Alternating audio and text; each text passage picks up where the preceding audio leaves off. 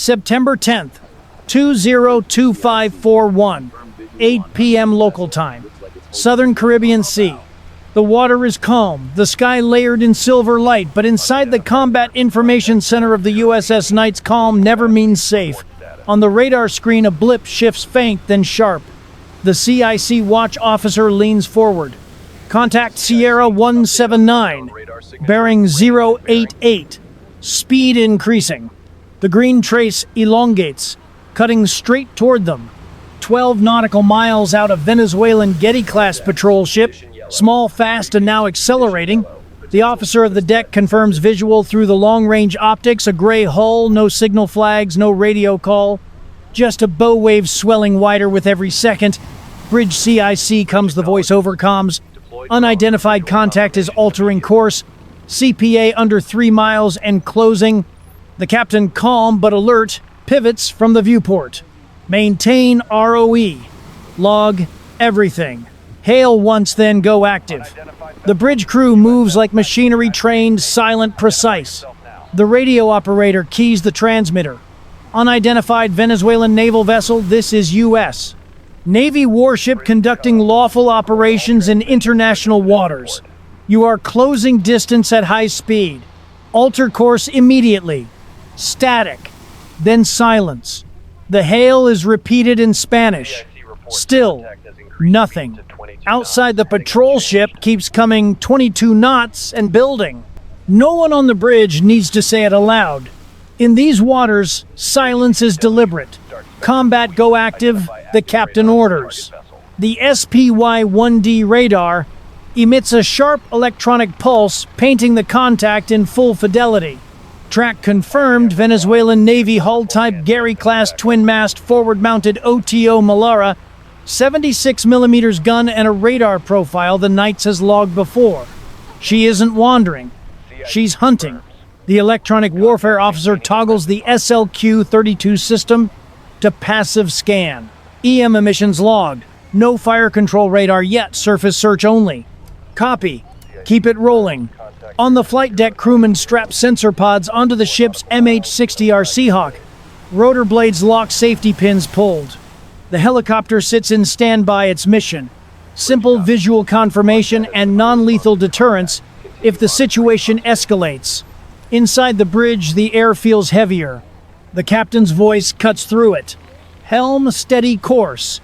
Engineering, maintain 20 knots. We're not flinching. Through the reinforced windows, the Venezuelan ship is now visible. Bow-rising engines, coughing black exhaust. The sun catches its gun, mount a glint of steel in the haze. Range CPA 2.8 nautical miles and shrinking. Every sound on the bridge is amplified. The hum of radar, the faint creak of the deck, the steady breathing of men who know one wrong gesture can trigger headlines across the world. The radio operator tries again. Venezuelan naval vessel. This is U.S. warship USS Knights. You are operating unsafely in international waters.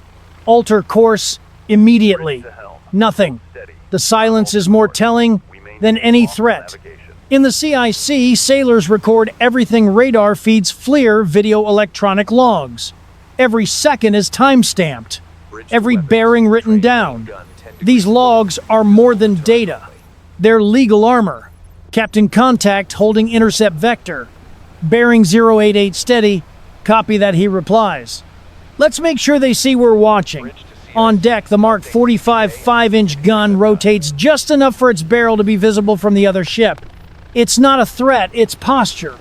A steel eyebrow raised across the sea. The Venezuelan ship keeps charging. The ocean between them vibrates with prop wash and tension. In the CIC, the watch officer calls out again. CPA now under 2 miles. Time to CPA 6 minutes. The captain straightens. All stations, condition 3. Prepare flight ops. Engines hum deeper. Red lights glow across the CIC. The crew moves to stations, calm, rehearsed, ready. 12 minutes ago, this was a routine patrol. Now it's a chess match in international waters, one where a single radio call could flip the board. The Venezuelan ship refuses to turn. The Knights hold steady. 2 courses, 2 captains, 1 decision away from escalation. 4:22 p.m. local time. The sea is flat, the air electric. 2 warships, 1 American, 1 Venezuelan, now share less than 2 nautical miles of open water. On the bridge of the USS Knights, the captain watches the Venezuelan Getty-class patrol ship through binoculars. Its bow cuts clean, deliberate lines, exhaust stacks shimmer with heat. The other captain isn't guessing, he's signaling. CIC confirms CPA. Sir, 1.9 nautical miles. Decreasing. They're holding intercept vector. A tense beat. Then the order. Launch the Seahawk. On the flight deck, the MH-60R Seahawk comes alive in a roar of turbine blades and sea spray. Deck crew in cranials and float vests clear the area. The rotors whip salt air into a haze as the helicopter lifts banking east into the Sunday Night 1 airborne. The pilot calls over comms. Copy. Night 1 replies, Air Boss. Maintain visual deterrence. Do not provoke. The Seahawk circles wide, its belly-mounted MX-20 FLIR sensor already locking onto the Venezuelan ship.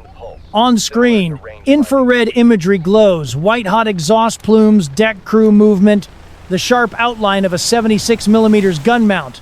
Inside the Combat Information Center, sailors track both ships in silence. The tension isn't noise, it's precision. Every radar return, every bearing line, every second logged. Bridge CIC comes the report. The Venezuelan vessel has increased to 26 knots. CPA under 1.5 miles. The captain exhales slowly. Understood. Keep our speed steady. Let them close, but not cross the line. The Venezuelan ship shows no sign of slowing. Its crew are visible now. Helmets, vests, movement near the gun platform. Not manning it yet, but close.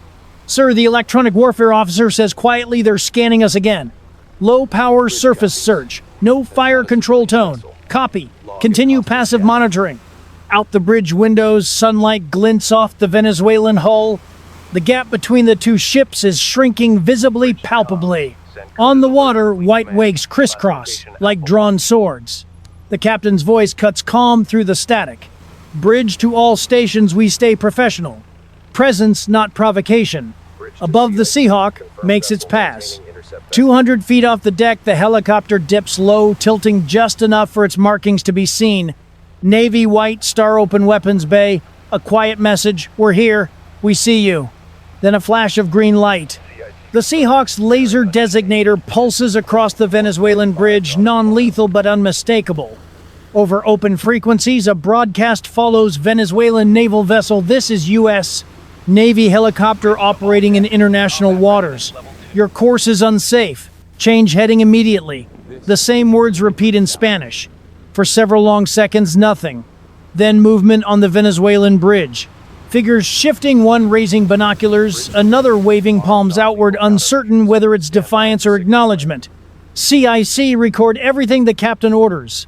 Timestamp and log. Inside the Seahawk, the sensor operator zooms tight. Infrared outlines human forms, heat signatures on metal decks, faces glowing bright through the visor. Every frame captured, encrypted, stored. Evidence and deterrence, all at once. The Venezuelan radar lights up again, brighter this time. Sir, they're painting the helo. The captain's tone never wavers. Maintain course. Helo stays clear. No one fires first. The Seahawk pulls back, orbiting wide, staying within safe distance. Its rotors thump low over the waves, leaving circles of foam in its wake. Down below, sailors on the Venezuelan ship step away from their gun mount. One waves again, this time, both arms palms out the universal signal, no harm intended. Then at last, motion. The Venezuelan vessel's bow tilts slightly starboard. Its speed drops 24 knots, 22, 19. Bridge, they're turning off intercept vector. The captain nods once. Copy. Hold position. Record. Full disengagement. On the radar scope, 2 icons drift apart. The space between them grows slowly, quietly, like exhaling after holding breath for too long. Above the Seahawk circles, one final time, its cameras rolling. Mission complete. Pressure applied, message delivered. It banks west and returns to the Knights. As it lands, the rotors slow, the noise fades, and the sea returns to stillness, tense, charged, but unbroken. No shots fired, no warnings ignored. Just presence, precision, and restraint the Navy way. 4:45 p.m. Southern Caribbean Sea. The USS Knights holds her course steady, unshaken. Behind her, the Venezuelan patrol ship fades to a dot on the horizon, its wake flattening as it slips back toward national waters. The tension hasn't vanished. It's just changed shape from confrontation to calculation. Inside the Combat Information Center, the watchstanders keep logging. Every second of radar feed, every radio silence, every visual frame from the Seahawk is stored, encrypted, and mirrored to Fleet Command. The final line in the incident log reads, "Encounter resolved. No hostile action. Contact disengaged at 4:38 p.m. local." But everyone aboard the Knights knows this was more than a close pass. It was a test, one that echoed across the Caribbean like sonar through deep water. The captain steps onto the bridge, calm but firm. "Good work," he says simply. No cheering, no relief, just professionalism. In the U.S. Navy, silence is the loudest victory. From Washington's perspective, the encounter fits a clear pattern. 2 weeks earlier, on September 2nd, 2025, U.S. Southern Command confirmed that Venezuelan smuggling vessels were kinetically neutralized after ignoring multiple warnings. Those operations, part of the Caribbean counter-narcotics campaign Operation Marlin Shield, struck hard at Caracas's shadow economy. The message was simple: drug shipments headed north would never reach American shores. Venezuela's Navy, however, read it differently. They saw it as an intrusion, a public humiliation. And in the language of power, humiliation demands response. This interception by the Getty-class patrol ship was that response, not an attack but a signal by charging at a U.S. destroyer in international waters. Venezuela wasn't trying to start a war. It was trying to show the flag, to prove presence, to create tactical friction that makes Washington think twice before authorizing the next drone strike. In modern strategy, this is called gray zone warfare actions that fall just short of open conflict but still force a reaction. The Knights crew understood that perfectly. Their playbook was textbook restraint. Warn, show presence, go active, launch hello, record everything. That sequence isn't just procedure, it's philosophy. It demonstrates what separates a professional Navy from an impulsive one. Where some see weakness in restraint, sailors see mastery, because at sea control is the real show of strength. By 5:00 p.m., the Seahawk is back on deck rotors, secured crew debriefing. Below, the CIC transmits the full engagement package, radar logs, thermal imagery, communications transcripts to the Joint Interagency Task Force South in Key West.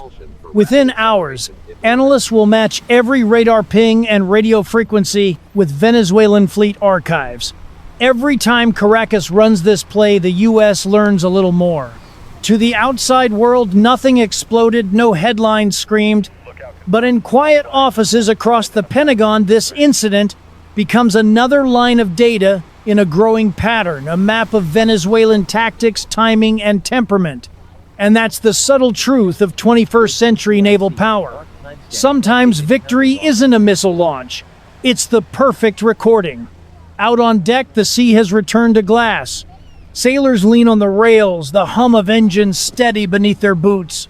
The Caribbean sunset burns orange against the horizon, a calm that only exists because discipline held. For Caracas, the encounter will be spun as a stand of sovereignty. For Washington, it will be logged as a lawful operation under international norms. But for the men and women aboard the USS Knights, it will be remembered as proof that strength isn't measured in how loud you respond, but in how precisely you don't. In an age where every radar pulse can be uploaded, every course change dissected, and every green laser flash replayed on the world stage, perception is deterrence. Because today's conflicts aren't just fought with steel, they're fought with evidence. So here's the question, shipmates. Should the U.S. Respond more aggressively to these gray zone encounters? Or is calm precision the smarter weapon? Drop your take in the comments. I read every one of them.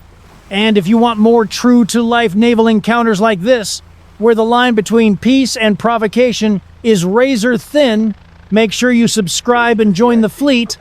You'll get loyalty badges, priority replies, and help keep stories like this cutting through the noise.